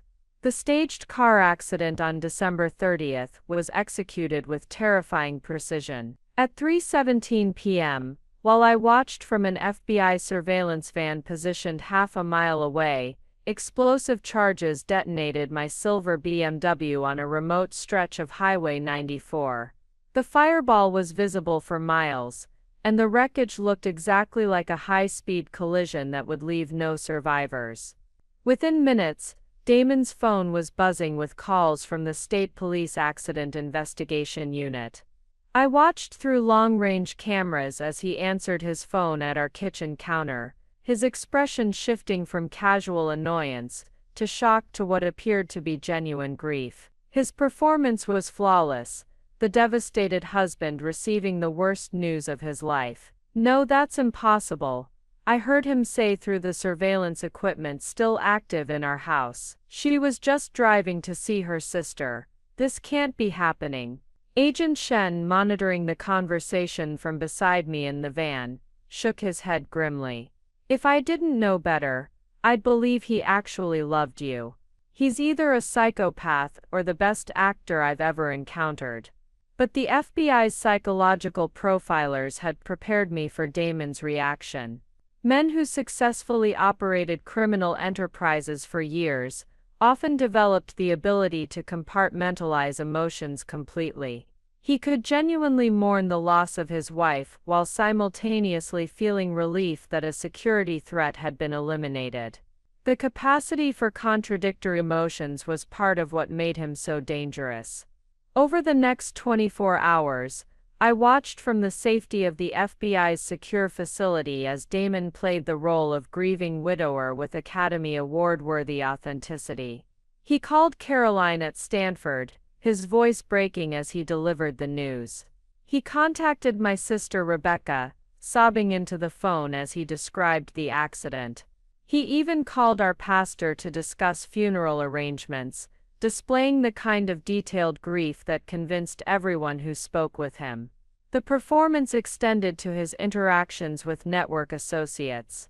Phone calls intercepted by the FBI revealed Damon informing his criminal partners that his domestic security issue had been resolved by circumstances and would no longer impact their operational timeline. He managed to communicate my death without revealing that it solved his problem of potentially having to murder me. But while Damon mourned publicly, the FBI was completing their evidence gathering with information I'd provided over the previous weeks. Agent Morrison showed me photographs of the final pieces falling into place, bank records from Switzerland confirming the offshore accounts, testimony from additional victims we'd identified, and surveillance footage of network members preparing for their New Year's Eve escape. The scope of evidence was overwhelming. Financial records proving theft from over 60 families, documentation of money laundering operations spanning 6 years, proof of identity theft affecting dozens of innocent people, and forensic evidence linking the network to Mrs. Rodriguez's murder. The case was so comprehensive that federal prosecutors were confident they could secure convictions even if none of the defendants cooperated. The beauty of financial crimes, Agent Shen explained, is that everything leaves a paper trail. Your husband and his associates were so focused on hiding the money that they created extensive documentation of their own criminal activities. The final intelligence breakthrough came on December 31st, when FBI surveillance teams intercepted communications confirming the exact details of the network's New Year's Eve celebration. The dinner at the Grandview Hotel would begin at 8 p.m. with cocktails in a private dining room, followed by a multi-course meal and what Damon had described to associates as a toast to new beginnings in international markets. The guest list included 12 members of the criminal network, plus their wives or companions who had no knowledge of the illegal activities. Nikki Archer would be attending as Damon's date, still believing she was simply involved in an affair rather than a multi-million-dollar criminal enterprise. The hotel's private dining room had been reserved under the name Meridian Investment Partners, one of the shell companies used to launder stolen funds. Most importantly, the FBI had confirmed that network members planned to depart for international destinations immediately after the dinner. Private jets were scheduled to leave from 3 different airports between midnight and 3 a.m., carrying the criminals to countries without extradition treaties with the United States. If the FBI missed this opportunity, the entire network would disappear with the stolen money and never face justice. "This is our only chance," Agent Morrison emphasized during the final briefing. "If even one member of the network suspects law enforcement involvement, they'll trigger emergency protocols that could result in additional murders and the permanent loss of stolen assets." The FBI's operational plan involved positioning agents throughout the hotel disguised as staff members, guests, and security personnel. The arrests would begin simultaneously at exactly 9:30 p.m., when all network members were seated for dinner and their escape routes were blocked. Each criminal would be taken into custody before they could communicate with others or destroy evidence. "Your husband will be the last one arrested," Agent Chen informed me. "We want him to see all his associates being taken into custody before he's placed under arrest." The psychological impact of watching his entire network collapse will make him more likely to cooperate during interrogation. As the final hours before the operation ticked away, I found myself reviewing the evidence one more time: bank statements proving systematic theft from innocent families, medical records documenting Mrs. Rodriguez's murder, surveillance photos of criminal meetings, and audio recordings of Damon planning my death. The man I'd loved for 18 years had constructed a criminal enterprise built on the systematic exploitation of trust, and now he would face justice for every family he'd betrayed. The woman who'd discovered her husband's affair on Christmas morning had become the key witness whose testimony would ensure that dozens of families received justice for their stolen savings. The performance was almost over, and the final act would take place in a hotel dining room, where Damon believed he was celebrating his successful escape from consequences. Instead, he would be celebrating the last meal of his freedom. New Year's Eve had arrived, and with it the moment when 18 years of lies would finally meet the truth. New Year's Eve morning arrived with crystalline clarity, the kind of winter day that made everything appear sharp and defined. From my position in the FBI's mobile command center, parked 3 blocks from the Grandview Hotel, I watched through surveillance cameras as Damon prepared for what he believed would be his final evening in the United States. He'd spent the morning at our house, now a crime scene disguised as a home, selecting items for what appeared to be permanent departure. Designer suits were carefully packed in luggage that would never reach its intended destination. Important documents were gathered from his safe, including passports bearing names I'd never heard him use. The methodical precision of his preparations revealed a man who'd been planning this escape for months, possibly years. "Target is displaying classic pre-flight behavior," Agent Morrison observed, studying the surveillance feeds. "He's systematically removing any evidence of his identity or connection to this location. This confirms he has no intention of returning." The FBI's operational timeline had been refined to account for every detail of the evening's events. Agents positioned throughout the hotel would monitor the private dining room from multiple angles, ensuring that no network member could escape or communicate warnings to associates outside the building. Additional teams had been stationed at the 3 airports where private jets waited to transport the criminals to international destinations. At 2:47 p.m., Damon received a phone call that made him smile for the first time since learning of my supposed death. Through the surveillance equipment still active in our house, I heard him speaking with someone he addressed as Victor. "Yes, everything is finalized," Damon said, his voice carrying satisfaction and anticipation. "The domestic complications have been resolved, and operational security is complete. Tonight will be a proper celebration." Victor's heavily accented response was audible through the recording equipment. "Excellent. Our partners in Zurich have confirmed that all accounts are prepared for final transfers. By tomorrow morning, American authorities will have no jurisdiction over any of our assets." The conversation confirmed what the FBI had suspected. The network's escape plan involved not just personal departure, but the immediate transfer of all stolen funds to accounts beyond the reach of American law enforcement. If the operation succeeded, dozens of families would permanently lose their life savings, while the criminals enjoyed luxury lifestyles in countries that wouldn't cooperate with extradition requests. Agent Chen checked his watch. 4:15 p.m. "All units report ready status, Mrs. Constantine. Are you prepared to watch your husband's arrest?" The question carried weight beyond its simple words. For 18 years, I'd believed I was married to a dedicated financial advisor who prioritized client care above personal profit. Tonight, I would watch federal agents arrest a man who'd systematically stolen from grieving widows, murdered a loyal employee, and planned my own death to protect his criminal enterprise. "I'm ready," I replied, though the words felt inadequate for the complexity of emotions churning through me.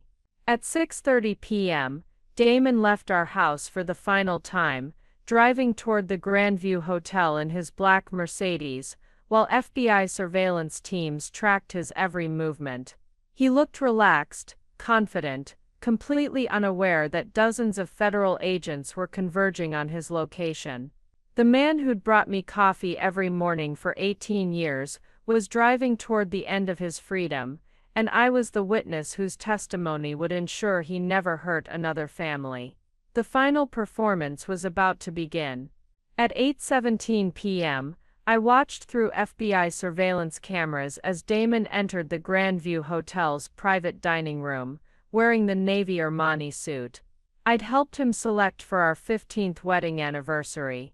He moved through the room with the confidence of a man who believed he'd successfully eliminated every threat to his freedom, greeting his criminal associates with the same charm he'd once used to comfort grieving clients.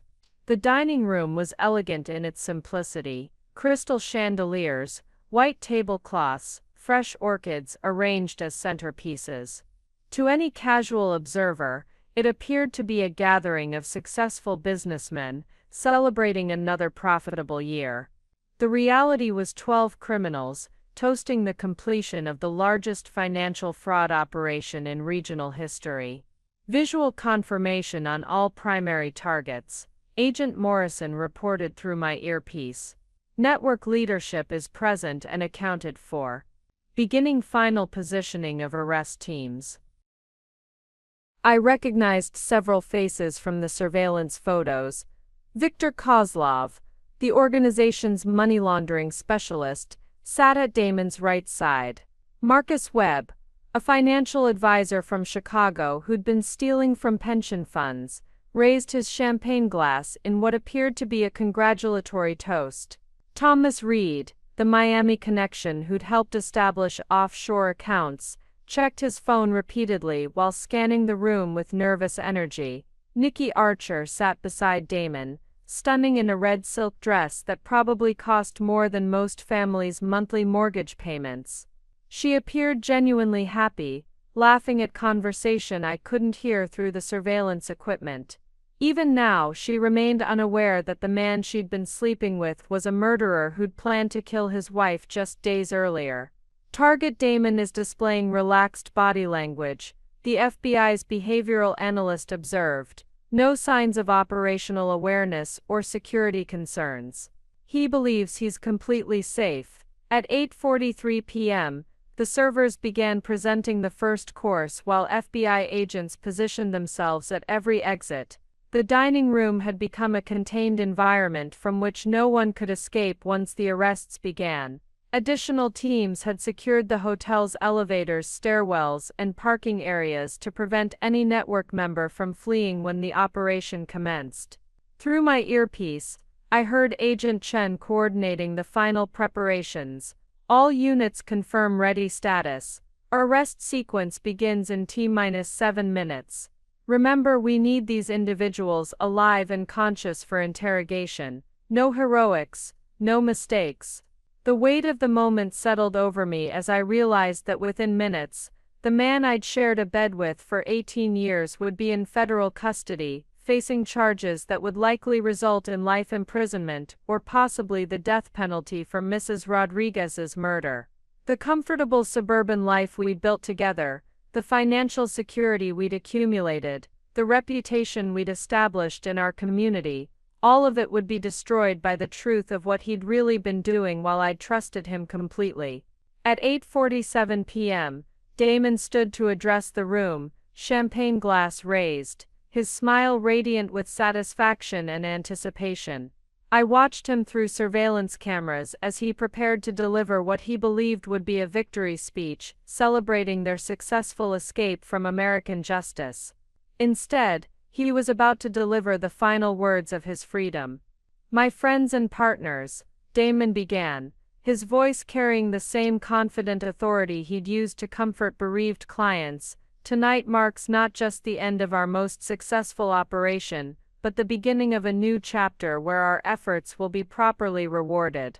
The irony was perfect. As Damon toasted his criminal success, FBI agents were moving into final position to ensure that his only reward would be a federal prison cell. The countdown had reached its final seconds. At exactly 9:30 p.m., as Damon raised his champagne glass to conclude his toast to new beginnings in international markets, the private dining room's doors burst open simultaneously from 3 different entrances. FBI agents in tactical gear flooded the space with military precision, weapons drawn, voices commanding immediate compliance. Federal agents, nobody move, hands where we can see them. The transformation was instantaneous. Elegant conversation became terrified screaming. Crystal champagne flutes shattered against marble flooring as network members instinctively reached for phones or attempted to flee. Nikki Archer's piercing scream echoed through the room as she realized the man she'd been sleeping with wasn't a successful financial advisor celebrating a business deal, but a criminal being arrested by the FBI. I watched through surveillance cameras as Damon's expression shifted from confusion to comprehension to pure rage in the span of 3 seconds. Unlike his associates, who appeared genuinely shocked by the sudden appearance of federal agents, Damon immediately understood that someone had betrayed. His eyes scanned the room, not looking for escape routes, but searching for the source of his exposure. Damon Constantine, you're under arrest for wire fraud, money laundering, identity theft, and murder in the first degree, Agent Chen announced, approaching with handcuffs, while other agents secured the remaining network members. This is impossible, Damon snarled, his charming facade completely abandoned. My wife is dead, she couldn't have. The realization hit him before he could finish the sentence. His gaze snapped toward the surveillance cameras positioned throughout the room, and for one terrifying moment, it felt like he was looking directly at me through the lens. Agent Morrison's voice crackled through my earpiece. Target has realized the widow operation was fabricated. He knows his wife is alive and cooperating. Viktor Kozlov, face pressed against the marble floor with an agent's knee on his back, was shouting in Russian while struggling against restraints. Marcus Webb had begun crying, repeating I have children, as if federal crimes became forgivable when committed by fathers. Thomas Reed sat motionless in his chair, staring at his handcuffs with the blank expression of someone whose mind had completely shut down. But Damon's reaction was different. As Agent Chen read him his Miranda rights, he maintained eye contact with the surveillance camera, his expression a mixture of fury and grudging admiration. Even in defeat, he was calculating, analyzing, trying to understand exactly how his perfect operation had been compromised. You have the right to remain silent, Agent Chen continued. Anything you say can and will be used against you in a court of law. I want to speak with my wife, Damon interrupted, his voice deadly calm. I know she's watching this. I know she's been working with you. I want to speak with Alexis Constantine. The request sent chills through the FBI command center. Even in federal custody, facing multiple life sentences, Damon was still trying to manipulate the situation, still believing he could find an angle that would give him some measure of control. Agent Chen's response was swift and final. Your wife died in a car accident 2 days ago. You attended to funeral arrangements yourself. As far as the world knows, Alexis Constantine is dead. For the first time since the arrests began, Damon smiled. 6 months after New Year's Eve, I stood in the witness box of Federal District Court, facing the man I'd been married to for 18 years as he sat at the defendant's table in an orange jumpsuit. The trial of United States. Constantine had become the largest financial fraud prosecution in the region's history, with media coverage that exposed the full scope of the network's crimes to international attention. Damon had refused all plea bargain offers, maintaining his innocence despite overwhelming evidence. His legal strategy appeared to be psychological rather than legal. Every day of testimony, He stared directly at me with the same calculating expression I'd seen through surveillance cameras on New Year's Eve. His attorneys had tried repeatedly to have my testimony excluded, claiming that a legally dead woman couldn't serve as a witness, but federal prosecutors had easily overcome those objections. Mrs. Constantine, the prosecutor began, please tell the court how you first discovered that your husband was stealing from your clients. For 3 days, I detailed every aspect of Damon's criminal enterprise, the Christmas morning deception that led to my discovery of his affair, the systematic theft from client accounts, the complex money laundering operation, and the network of criminals who'd helped him steal millions from innocent families. The evidence was overwhelming: bank records, audio recordings, email communications, and testimony from dozens of victims whose lives had been destroyed by his greed. The victims' impact statements were heartbreaking. Mrs. Patterson, now living in a one-bedroom apartment after losing her home, described how the theft of her husband's pension had forced her to choose between medical care and groceries. The Chang family explained how losing their children's education fund had required them to take second jobs and abandon their retirement plans. Family after family detailed the devastating consequences of trusting Constantine Wealth Management with their financial security. But the most powerful testimony came from Maria Rodriguez's daughter, who'd flown from Puerto Rico to describe how her mother's heart attack had occurred just days after she'd expressed concerns about unusual activities at our firm. The forensic evidence confirming that Mrs. Rodriguez had been murdered transformed the trial from financial fraud into a capital murder case. When the jury returned after 6 hours of deliberation, their verdict was unanimous on all 47 counts: guilty. Damon was sentenced to life in federal prison without the possibility of parole, plus an additional 120 years for the financial crimes. Viktor Kozlov and the other network members received sentences ranging from 25 to 50 years. The financial recovery process took nearly a year, but federal authorities eventually returned over 80% of the stolen funds to victims. Several families were able to keep their homes, continue their children's education, and maintain the medical care they needed. It wasn't complete justice, but it was enough to rebuild lives that Damon's greed had nearly destroyed. Today I work for the SEC's Office of Investor Education and Advocacy, helping develop programs to protect elderly and vulnerable investors from financial predators. The experience of being married to a criminal taught me that trust without verification is simply willful blindness, and that the people most capable of betraying us are often those we love most completely. Caroline graduated from Stanford with honors and works for a nonprofit organization that provides financial literacy education to underserved communities. She visits me regularly, but has chosen not to visit her father in prison. Some relationships, once broken by betrayal of this magnitude, cannot be repaired regardless of blood connection. I've never remarried, though I've learned to build new relationships based on transparency rather than trust. The woman who discovered her husband's affair on Christmas morning died in that staged car accident.